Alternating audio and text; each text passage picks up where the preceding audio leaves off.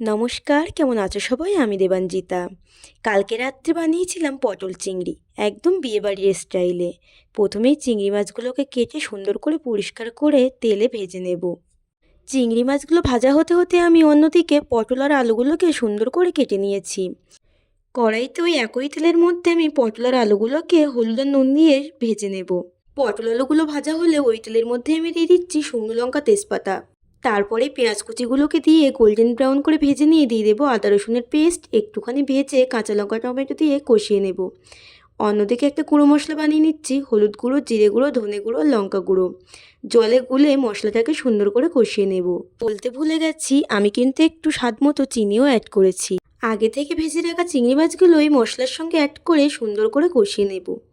এরকমভাবে করলে কিন্তু তরকারির স্বাদ আরও বাড়ে। তারপরে পটল আর আলুগুলোকে দিয়ে সুন্দর করে কষিয়ে দিয়ে দেবো পরিমাণ মতো জল দিয়ে 15 থেকে 20 মিনিট ফুটিয়ে নিলেই কিন্তু রেডি আমাদের পটল আলু চিংড়ি মাছের তরকারি। সব থেকে বড় কথা, সবজি হয়ে যাওয়ার পর যে সাইড থেকে তেলগুলো ভেসে ওঠে, দেখতে কি সুন্দরই লাগে, তাই না? আর শেষে কিন্তু আমি অ্যাড করেছিলাম গরম মশলার ঘি।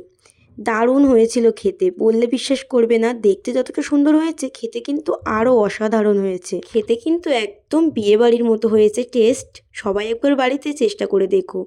আর তোমরা সবাই কিন্তু জানিও রেসিপিটা তোমাদের কেমন লাগলো। আর এই গরমে সবাই ভালো থেকো, সুস্থ থেকো, সাবধানে থেকো।